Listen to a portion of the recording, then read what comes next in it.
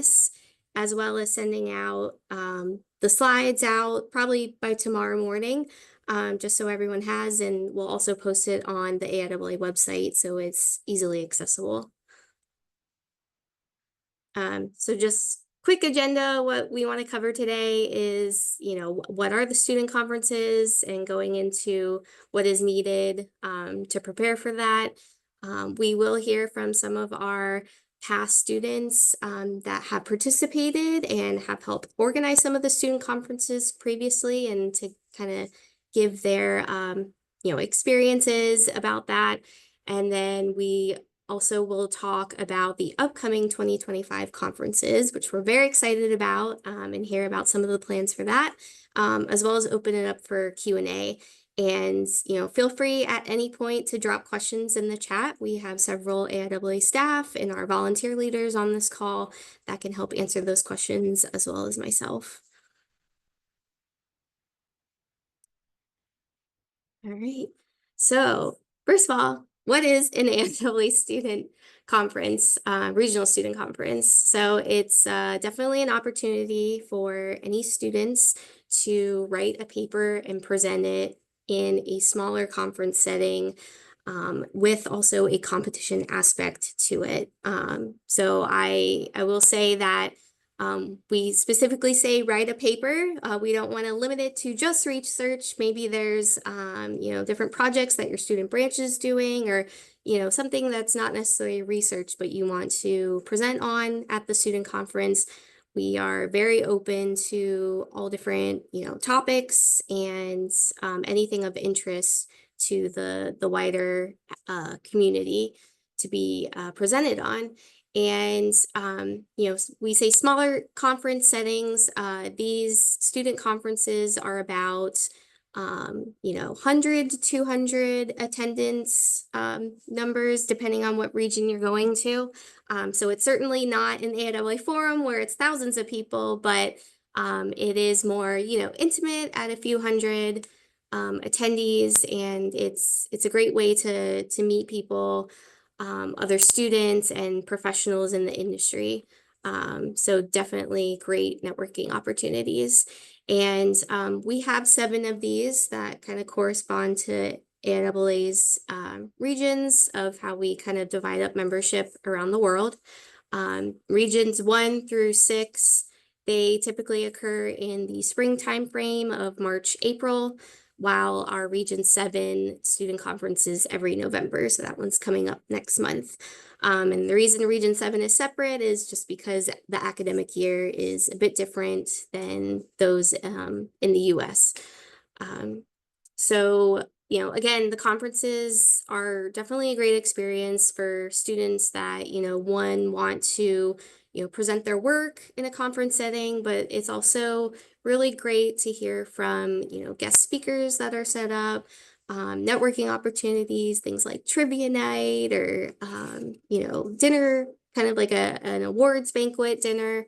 We also set up, some lab tours and different corporate member tours that might be near the conference locations, which I'll mention that those are typically held at university campuses. There are occasionally held at different venues that are near campuses, like Region 2, for example, hosted theirs at the Kennedy Space Center, which is very exciting last year. So yeah, great locations that we work with. And, the conferences, it's definitely a way to kind of get your foot in the door when it comes to thinking about your career ahead. So corporate members that participate are always, looking to recruit. So if you're, trying to get a job after school or when you graduate, then, that's a great opportunity to network with those, exhibitors or those companies that might be on site. And we encourage anyone to attend the student conferences. They're not, just, although the target audience for them are students, university students, we accept high school students to attend, professionals, anyone in the area. I think it's just a great, gathering opportunity for everyone in the industry and in the community. Lindsay, could I ask you to go back to that page for a second? Sure. And just I would wordsmith this a little bit and say it's an opportunity for students to get a publication so that they Yes. could complete their whether it's their undergraduate or their graduate program with a official, AIAA publication, which is also a real discriminator when it comes to pursuing career opportunities. And so to me, it's not just writing a paper, it's the opportunity to write, present, and get a publication out of it. So Yes, thank you, Chris. So yeah, for everyone, Chris is on our student branch committee. He runs our Region 3 student conference. And yes, that's absolutely a huge benefit to being part of the student conferences is the option to publish with AIAA, which we'll get a little more into that as well. So I'll actually hand it over to Jeff Marchetta. He is our student branch committee chair, to talk a little bit about, what do you need in order to present at a student conference? Great. Thanks, Lindsay. Yeah, my name is Jeff Marchetta. I'm the chair of the Student Branch Committee.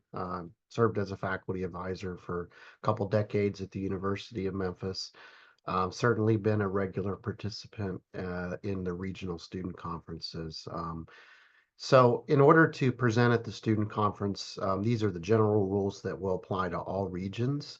Number one, you have to be an AIAA student member to present a paper. This is open for both undergraduate and graduate level students. The graduate student level has been expanded this year. So previously we were only allowing master's students to participate. This year we're allowing what we call early doctoral students to also present at the conference in a graduate category along with the master's students. Since many students are now going direct to PhD, we believe this will be a little bit more inclusive to account for that transition in higher education. Comparably in terms of experience, a master's student is at the same level of education as an early doctoral student.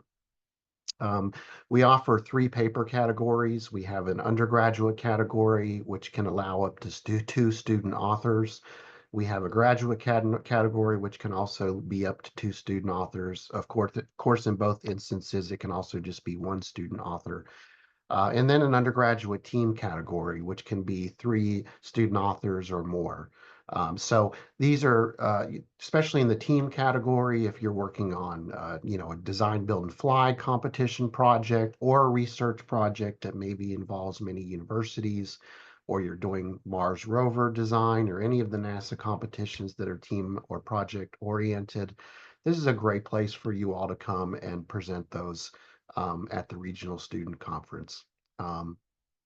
Right now, Region 6 and Region 7 are allowing papers at the high school level.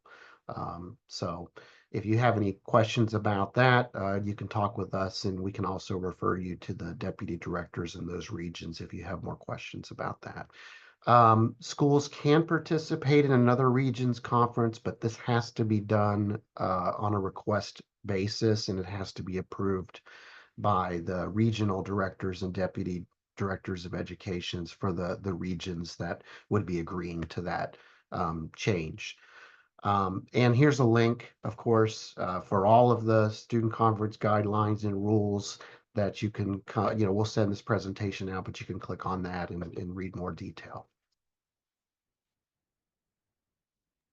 And I will also drop into the chat just our general regional student conferences webpage. We do refer to that link a lot in this presentation, or a lot of this material is already on that webpage.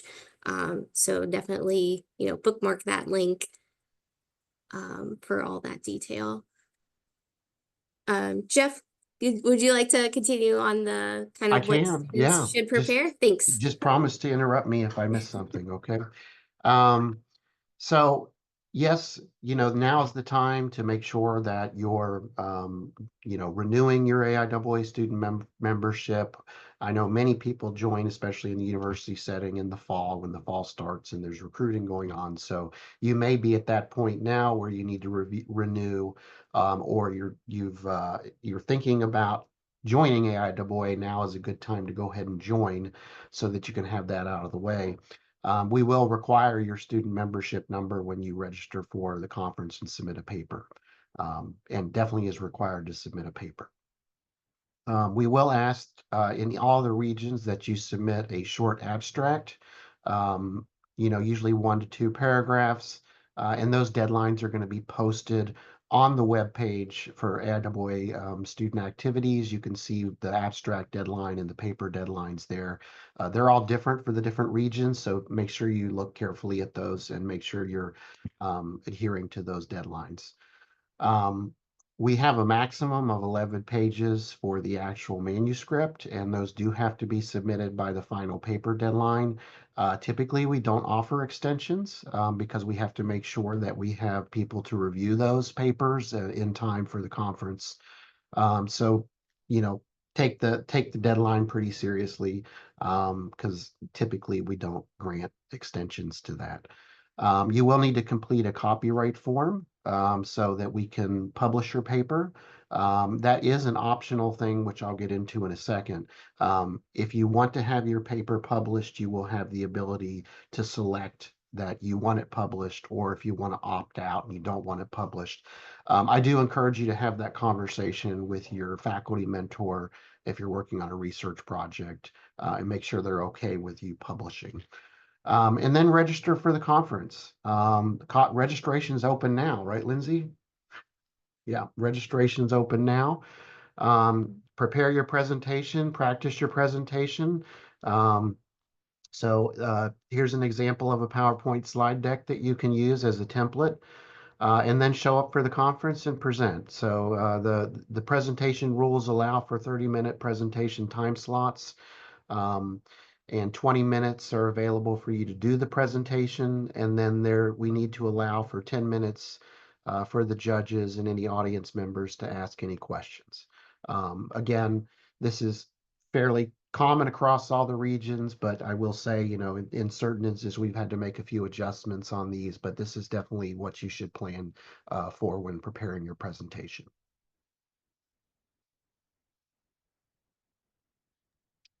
Okay, I so can speak a timeline. little. Go ahead, Lindsay. No, please. Okay.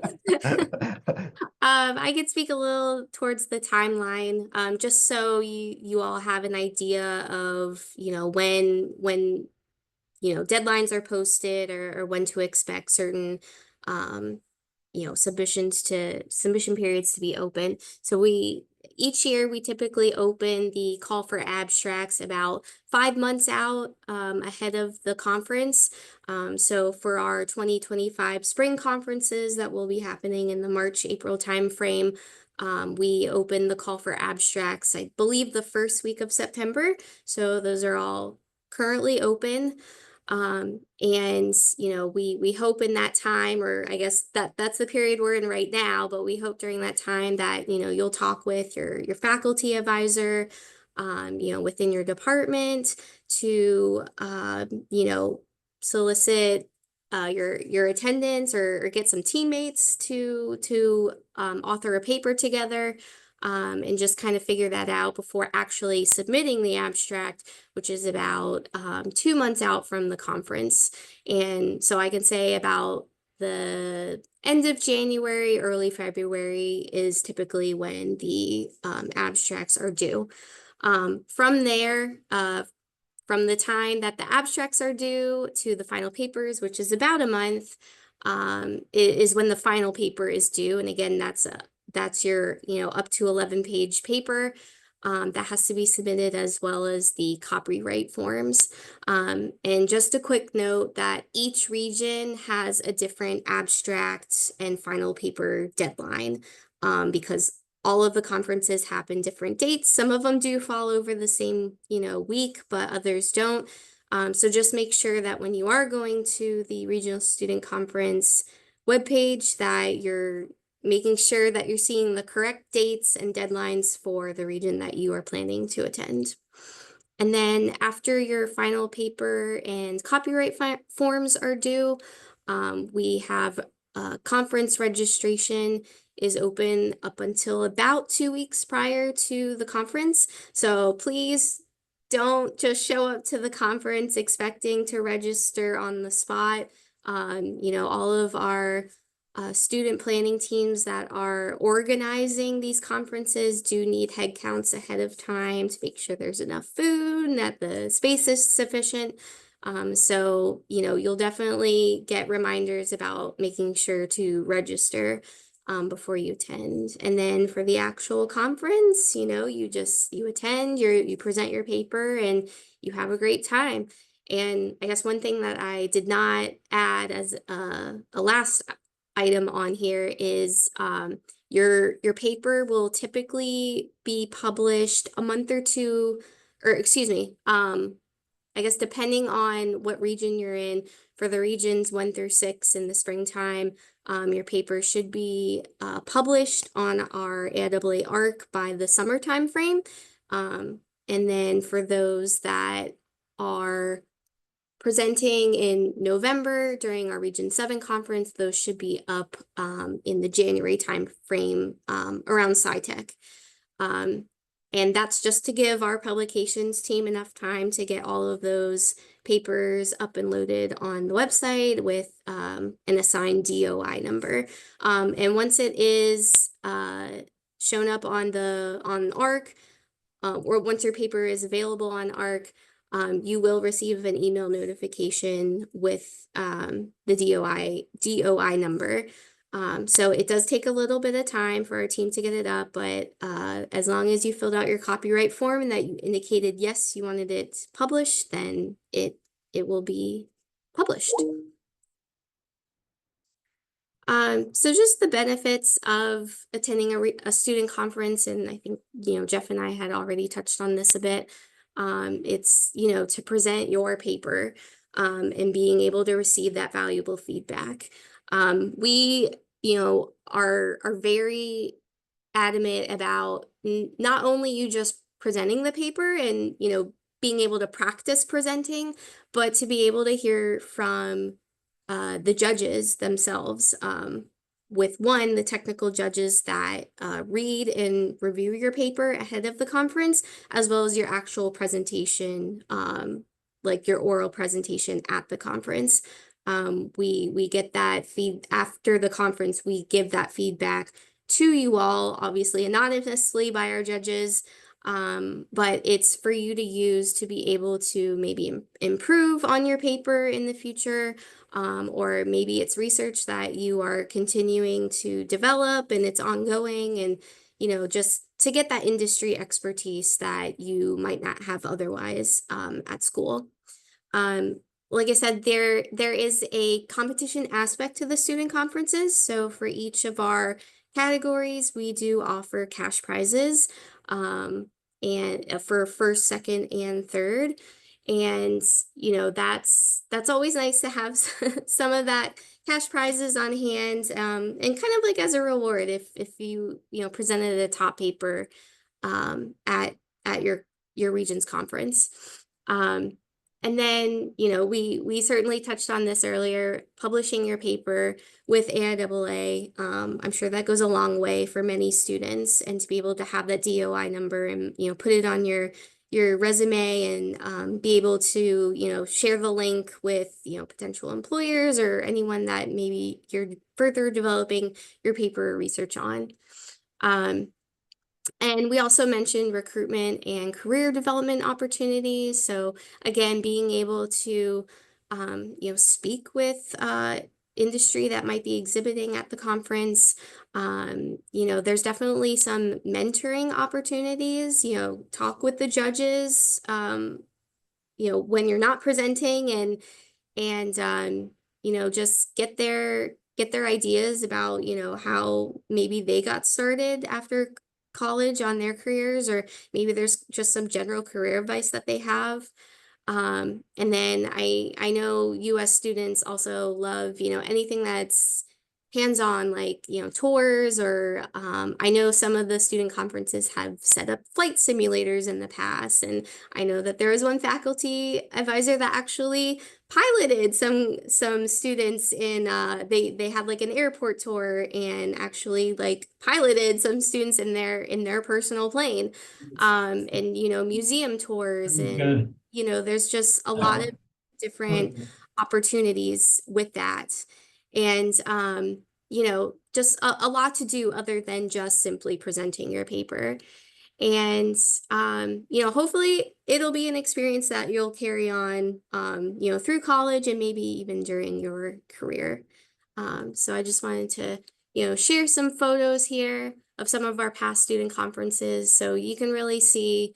And these are all from our different regions, and they each have their own flavor of what the conference looks like, and the different offerings. But we get hundreds of students that participate in this across all 7 regions, and I'd like to think that they definitely have a great experience, and that we've seen testimonials from students of how much they enjoyed them. And with that said, I wanted to pass it off to a couple of students that have helped organize a student conference in the past, and certainly have presented and participated. So I'm going to go ahead and pass it off to Jackson and Whitney from Florida Tech to kind of talk about their experience from earlier this year. So much, Lindsay. My name is Jackson Strank. I'm a junior at Florida Tech studying aerospace engineering. My most recent paper was on using solar sails for satellite propulsion. And Whitney? Hi, I'm Whitney. I'm a junior in aerospace engineering as well. And my most recent paper at conference was over applications of ion propulsion in deep space flight. So both of these papers got published, and that's one of the many benefits that Lindsay went over. But something that a lot of people don't think about is the networking opportunities, both professionally and socially, between student branches. I have attended a few conferences, and I have friends from Georgia Tech. I have friends from Tennessee Knoxville. I have people from Alabama Huntsville, schools that I would never be able to go and visit or would rarely go and visit. I now have connections there and have worked with them with different projects, gotten involved in stuff there, and they've gotten stuff involved at Florida Tech. And it's a really great opportunity to network between branches as well. We also have a couple of keynote speakers. I can only speak for Region 2, but I imagine the other regions are like this. There's a welcome speaker on the first day of the conference, a luncheon speaker, and then a dinner awards speaker on the second day. And usually there are speakers from Lockheed, Relativity, stuff like that. We've had alumni come in the past. We've had the director of Sikorsky came to Region 2's when we held it at Kennedy Space Center. So those are all really cool networking opportunities to hear their stories and to get advice from them, do a Q&A. But people also offer company tours. Sometimes people open their companies to visits. I know that I went to Oak Ridge National Laboratories when I was in Tennessee Knoxville. I there was also the year prior was Georgia Tech. So they went to a small company called Hermias, and they've done a lot of stuff. But if you're gonna write a paper, Whitney's got some recommendations for you on paper writing. Hi. So my first recommendation for writing your paper would to be start now. You can never really start early in your research process. You can really just go around, sit down with your teacher and your friends in aerospace, and just talk about your interest and find out what really makes you excited about the industry. Once you sit down and have those conversations and really think with yourself and find out what interests you, you can open up textbooks, watch YouTube videos, talk to professors, and just start your general research. And if you choose a topic that you really love, it's going to be so easy to write your paper So just choose a topic that you're passionate about and just go ahead and start early. And if you really love to learn about it, it's going to be fun to do it anyways. And the second recommendation me and Jackson have for you is if you're not sure to go or if you're nervous, just go anyways.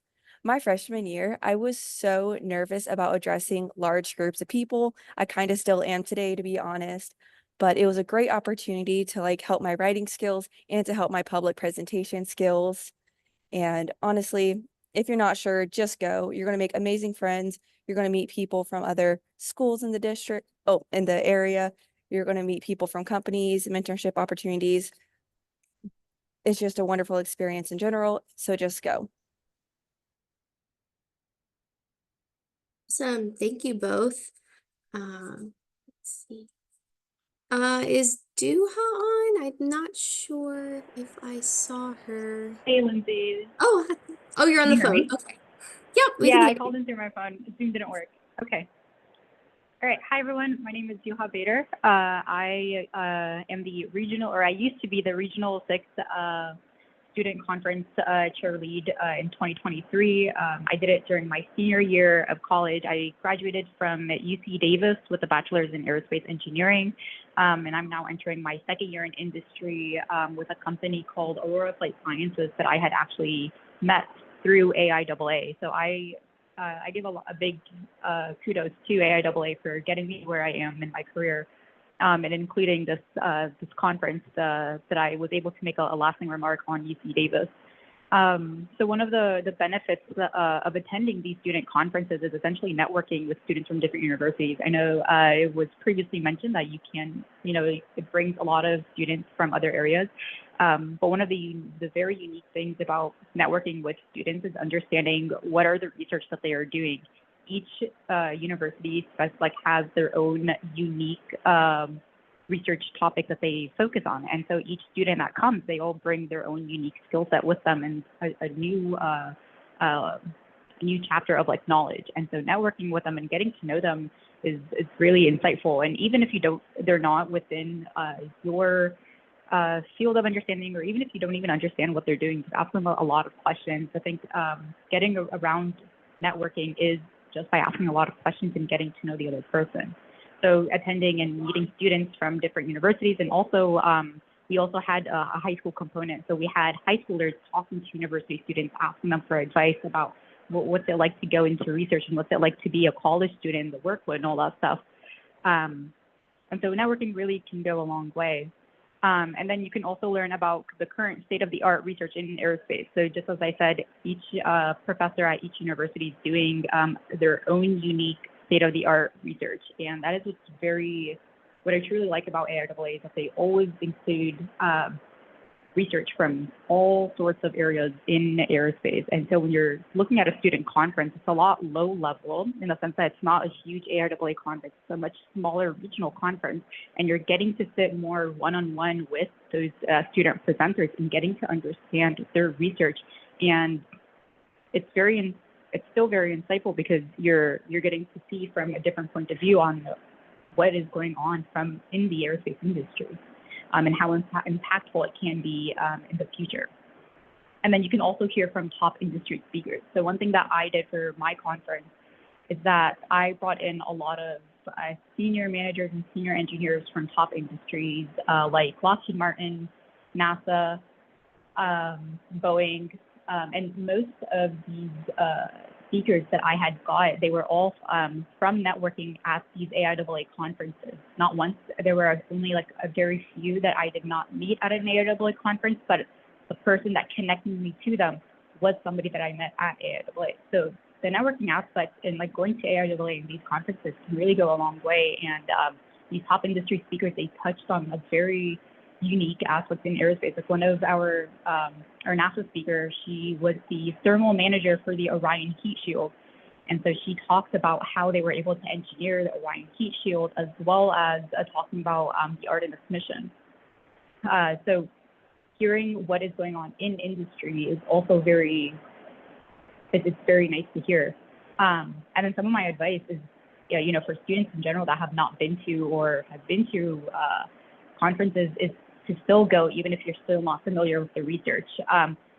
My first conference was the AIAA SciTech when I was a diversity scholar, and 99% of the technical talks that I went to, of all the research that was being presented, all of that information pretty much went over my head, and I did not know what was being discussed. I was not familiar with the research, but there was always that 1% of information that I was able to retain that stood out to me the most, and that is the one that I was able to kind of use to leverage and to talk more with the person that was presenting and ask them even more questions that will eventually help me understand the research holistically.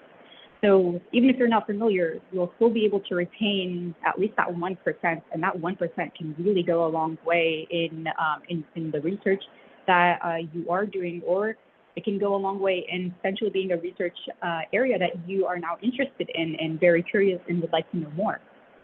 And then also you can learn the techniques of publishing and presenting a paper. If you are not presenting, that is fine. You can still go and still go to those tech talks and get that 1%. But if you are publishing a paper and presenting, the techniques that goes about publishing and presenting really goes a long way. Never underestimate the level of knowledge that you are learning when you're presenting the paper, because when you're presenting or when you're in the process of publishing the paper and writing that paper, you're learning how to formulate your thoughts. You're learning how to formulate the technical information into very solidified blocks of information. So you're learning how to see things from a reader's perspective, and at the same time, you're learning how to consolidate all of the research that you are doing, all of the data that you have into a paper. And then when you're presenting, obviously, you're not going to be able to present on every single thing that you did. Instead, when it comes to presenting, you're learning that when you present, you just highlight the most important things, the key topics of that paper. And so that whole technique, those skills that you are learning are very critical skills that will help you in your career, that will help you in furthering your research, or it will help you in the networking aspect, or getting in your interviews when you're interviewing for an internship or for a job. You're learning how to present technical information, and that is a lot of things that not many people know how to do, and from my personal experience. So I will always say to just still keep going to these conferences, even if you don't have a full understanding of it. You'll always walk out with more information that you had when you went in. And so I just want to highlight some of the pictures that I had from our conference. At the top right, there was a picture of a student with her father, and that student, she was actually a high schooler, and she won one of the high school competition papers. We had a high school competition part of the conference, and so high schoolers, you would think that, oh, they're not in research, what are they presenting on? Well, the unique thing about these student conferences is that you don't need to be under a professor working in a lab to publish a paper. We actually invited a lot of student groups and high schoolers to present on the science projects that they are working on. And this high schooler, she presented on one of her science projects that I think she got a little bit of funding from the state. During the conference, we also had another student group from our university. They were just a bunch of students that they were very passionate about liquid propulsion as part of the rocket competition, or the rocket competition. And so we just invited them, and we asked them if they would like to present their paper on all of the research that they did. And this research is not, the research that they did was a very tangible, unique research. And they were able to kind of come and present a well paper and a well presentation on liquid hydrogen or liquid fuel for rockets. The middle picture was from one of the tours that we gave our students, and that tour, it was a very unique one. It's something that's different than what other regions and student groups do. We actually toured a bird facility, a research facility that is on our university, and that was because one of our professors is doing research with this bird university. They're called the California Raptor Center. They are studying bird aerodynamics. So they're looking at how a bird's wing forms or kind of like bends in a way to minimize air disturbance or kind of like turbulence in some sense. And so they were looking at, or that professor was partnering with this research facility to study birds in a whole different area, and potentially put a new design for how we can minimize turbulence on aircraft.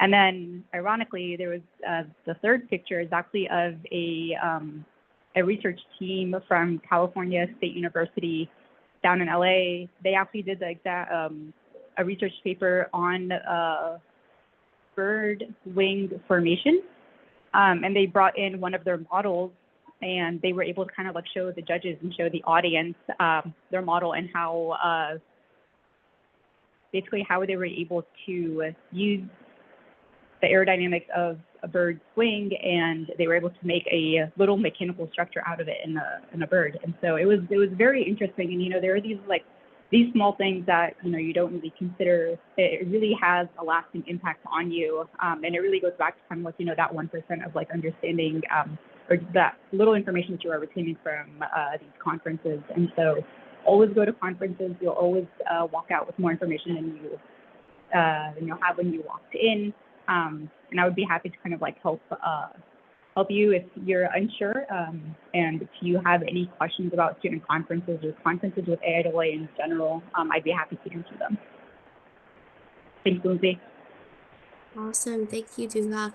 And yeah, Jackson, Whitney, and Duha all had their email addresses listed on their slides, which again, we are sharing after. So if you have any specific questions that you'd like to reach out to them, feel free to do so. So this is just a listing of all of the regional student conferences coming up. So again, regions 1 through 6 are the ones that will be happening in the spring time frame. And in red, you'll see those abstract deadlines. So if you all want, you can take a quick screenshot of this slide. Again, we'll share it out, and it is on, you know, front and center of our regional student conference webpage with all that information there. And, you know, we have the Region 7 student conference coming up very, very quickly next month. And I know those final papers are due in just a couple of days. So yeah, very exciting for that to be happening. So I actually wanted to turn it over to one of our student planners for one of our Region 4 student conference happening in the spring, Jack Finnegan, if you would like to chat about Region 4. Thank you, Lindsay. Hi, everyone. My name is Jack Finnegan. I am the UT Dallas student chapter president for AIAA. I'm an electrical engineer and I'm a senior. I'm really looking forward to hosting the Region 4 student conference in 2025. So I'm going to talk a little bit about what my team has been doing to plan for the conference and what we want to do at the conference. So I've put some pictures here kind of showcasing our promotional material about what we've been doing to kind of push our student conference announcement across our social media. You can see we have a little Instagram, LinkedIn banner, and our physical flyer that we're going to be putting up around campus. So what we've done is we've gone ahead and gathered a large list of student organizations across Region 4 from multiple schools, and we've emailed them and invited them to come present at our conference. We're really trying to bring a lot of the student organizations from across the region to come to our school, because this is the first time that we've been hosting it, and we'd love to meet as many people as we can and get them involved with what we're doing. We've been promoting this conference through the school via email. We've just announced that we're hosting this conference for the first time. Come publish your research. We started talking with student organizations to try and get them to present their projects, present their research. And we're working closely with our mechanical engineering department as well as our student council to make sure we have the necessary resources and space for the conference in the spring. And we've also reached out to current, previous, and potential sponsors to invite them to the conference, come table, network with our students, with AIAA. And so what we'd like to do at our conference is, excuse me, I'm going to start off with our theme. This year, we're kind of pushing a little bit of a theme. It's called Aerospace for All. So UT Dallas actually doesn't have an aerospace major. And so everyone in our AIAA chapter is either computer science, electrical engineering, mechanical engineering. They're all have a passion for aerospace. And so we're really trying to use this theme to get as many people from across our school and Region 4 to come join the conference, because aerospace really is for all. I was very surprised when I learned that the aerospace sector is not largely of aerospace engineers, but it's electrical, it's mechanical, it's computer science. So we're really trying to use this kind of theme to garner engagement throughout the region. We're planning on doing interview workshops with companies to attend. So they'll send employees who can kind of help students going through mock interviews, how to improve their skills with that, along with our branches, which are aspects of our organization, are going to be tabling with their own projects. So our rocketry division, our design build fly division, they're going to be there with their rockets and planes throughout the conference to kind of talk about what they do and network with other student teams doing the same thing. And we also plan on having 2 separate spaces, one for networking with the companies that come and support our conference, and then another space for students to be able to network throughout Region 4. So we're really excited to be hosting this conference. I'm very excited. This is my first AIAA student conference that I'll be participating in. So I appreciate all of y'all's accounts for how your student conferences have been going on. And I'm very excited to be hosting one of our own. Thank you. Awesome. Thank you, Jack. It's going to be a great conference. All right, so just in wrapping up, and we'll get to kind of Q&A in a minute. Like I said, the Regional Student Conference webpage is all up to date as far as the details that we know of and that we're working with our student planning teams on.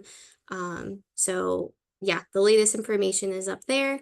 Also on that same page, you will see our student conference guidelines document that gets into kind of the nitty-gritty of, what qualifies students for certain categories, and how long your paper has to be, and how your paper should be formatted. All of those different questions can be answered in that guidelines document. And if you have a question at any point that you may not see on the website or on that guidelines document, you can certainly send an email to studentprogram@aiaa.org. I will guarantee that you will get a response pretty soon. And also, Jeff had mentioned earlier that if you are looking to possibly present in a different region than when you reside, you can also submit that request to that same email address. I know that there's students at a lot of maybe online only programs, and where your university might be in one location and you live in a different location, that is definitely considered in getting that request to present in different regions. So do not hesitate to reach out and make that request if you're in a situation like that, or any other unique situation. So oh, sorry, I spoke too soon. So I guess in hoping, as you all, walk away from this webinar, and again, we'll do Q&A in a second, but just to keep in mind, and for any faculty advisors that might be joining this call, definitely use this information and help promote the student conference within your department. Let your Dean of Engineering know it's happening, and to encourage your students to participate. We find from our post-student conference surveys that a lot of the time students learn about our student conferences or attend is because of their faculty. So we definitely encourage, any faculty that are on this call to really go, back to your departments and really consider students to attend and present their work. For students on the call, in kind of reviewing all this information that we've thrown at you the past 45 minutes ish, we hope that you'll consider submitting an abstract. And if for some reason you don't want to present, that's fine too. Anybody is welcome to attend the conference and just see it from that way. And then for anyone else that any of our professional members on the call. We're always looking for judges to help with the conferences, in helping reading papers or listening to presentations on site, and as well as any help in promoting the conference to maybe your colleagues, or any universities or students that you work with. So, as well as any sponsorship that your company might be willing to help with these conferences. So with that, I'll stop sharing my screen.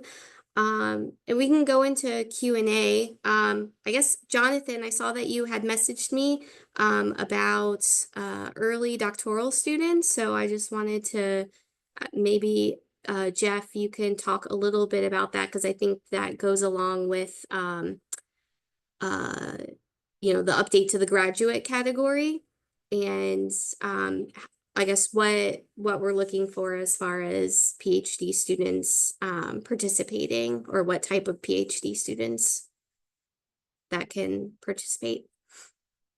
Sure.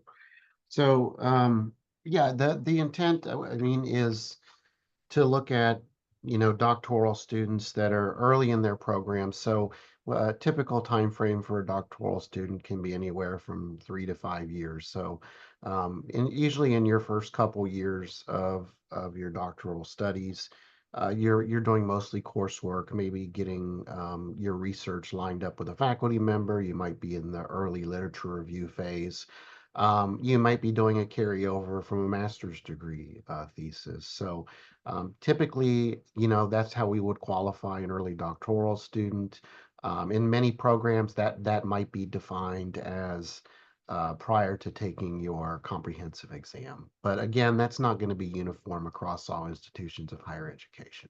So ultimately, if there are questions about, if you're a PhD student, you want to participate, we would just really recommend that you contact the deputy directors of education in your region, who are, I believe we have that list, and they can determine your eligibility based on, an email conversation.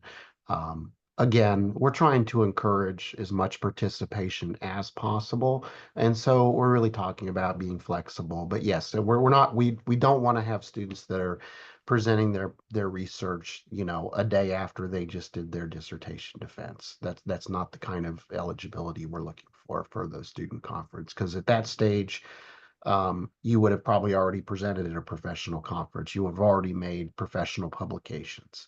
So again, the intent is early in the doctoral program. Thanks, Jeff. Let's see. I think, Abdullah, you had mentioned that you had a couple of questions. Did you want to ask those now?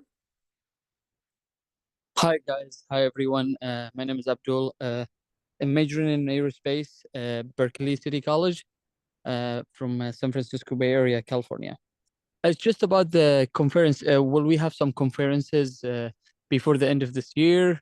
Plus, I got a lot of colleagues, and many of them hardworking, and they would love to join the organization, and I would love to learn more about it because I'm new to it, so I can introduce the organization to them so they can be joining us as well. Yeah, so That's all. as far as the conferences, for I think you said Berkeley, so that would be Region 6. So the Region 6 student conferences typically happen every spring. So yeah, yours would be, let's see, I forget those dates now. Let me find it on the slides real quick. Yeah, so Region 6 is happening March 22nd through 23rd at UC Irvine. So that's probably the first one that's happening. Otherwise, you would have to wait until 2026 in the spring. And then I guess, was your second question more just about learning more about AIAA and Yeah, getting, yeah. yeah. Yeah, so I mean, I'm happy to get on a call with you at like a Zoom meeting to talk more specifically about maybe what your university needs are, or how AIAA can help your org. But essentially we're a technical professional society. We offer a lot of you know, offerings for students, professionals, high schoolers, educators, professionals, like pretty much the whole every type of member out there. Um, for we have two major forums a year, events, SciTech, which happens in January, which is about a 6,000 person event, and we have our Aviation Ascend event as well that I think that's a couple of thousand as well, that we hope host in the summer timeframe. And then, yeah, we have for specifically for students, we offer these regional student conferences each year. I think we also mentioned DBF, Design Build Fly competition as well. That's also in the springtime frame. And we also offer a variety of scholarships, graduate awards. So there's lots of different opportunities for like scholarships and awards that students can take advantage of. So and we have a large publication as well, lots of journals, and again, the student conferences is a way to publish papers as well with us. So that's like a a high Yeah, overview of what we do, but I'm happy to thank you. hop on a call with you at any point if you want to Please, yeah, get into specifics. thank you. Yeah, it would be great, and you have my contacts in there, and I would be glad to have a call with you. Yeah, So we can yeah, arrange that. Thank you. Thank yeah. you. I'll get your email from the registration. Any other questions out there about student conferences? I know we have about 5 minutes left of our time. I had a question for the students who had previously planned the student conferences. I think some of you guys had mentioned company tours, and I was just wondering how you guys incorporated that logistically with the student conference. This Jackson, is Whitney, Duha, any of you on there? Oh, go ahead, Jackson.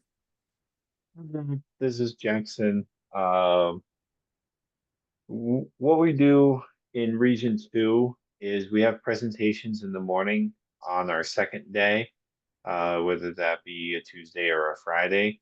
And then between lunchtime and dinner time, we have no events going on.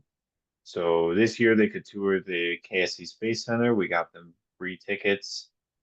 Last year when we went to Knoxville, they had buses set up to take us to and from the location or to take us around campus to show off what the couple of their research facilities. So usually there's some dead time where it's an optional roster capped, if you will, event. So you have to register beforehand, and then you get a head count after you've already talked to these companies and gotten permission that they're okay with it.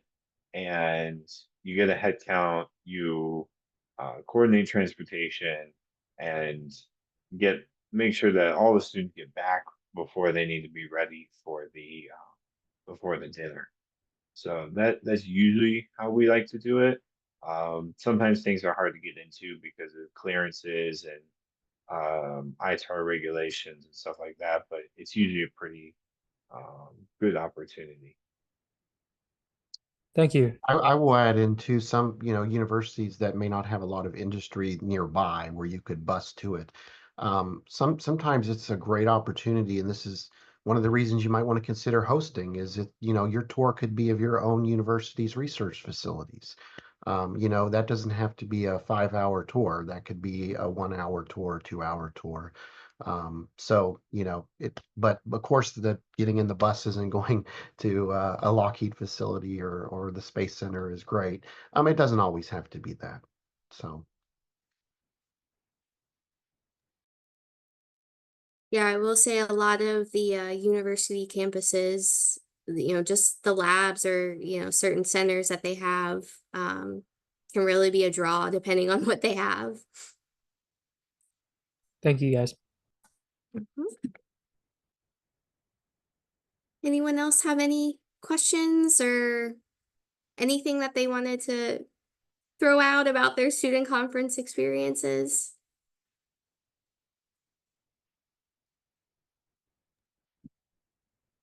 I'll mention a couple of things that I had heard from Whitney and Jackson and Duha was and I know Whitney talked about this, was, you know, for those that might be, you know, nervous in presenting in a you know, a big forum. I think the student conferences are definitely a way to go, especially if you've never presented outside of the classroom. It's really meant to be, you know, I don't want to say safe space, but kind of a safe space where, you know, you can present in front of your peers, but also some, you know, professionals and other faculty in, yes, a much smaller setting. And and then I was also going to mention the student to student kind of peer to peer networking. I think whenever I've attended a student conference and, you know, listening to the presentations, I guess I always imagine, you know, after students present, you know, the judges then ask their questions and that's kind of it. But I actually find that a lot of the times the students themselves that are listening to the presentations are asking more questions than the judges, because you know, there might be a lot of overlap in what you all are presenting on. And, you know, that's also a chance for you to learn from each other. You know, maybe there's something in your research that you didn't consider, but maybe another student did, and you want to pick their brain on it. So I know personally I always enjoy hearing that when I go to the conferences, but that's a huge plus, even you know, besides obviously hearing from the judges and getting their feedback, but also, you know, the students are, that feedback's just as good. Yeah. All right. Well, we have 1 minute to spare. Thank you everyone for attending. I'll hang out for the next minute if any of you have any pressing questions, but otherwise, thank you so much for participating, and we hope to see you at the upcoming student conferences. Great job, Lindsay. Thank you. Thank you.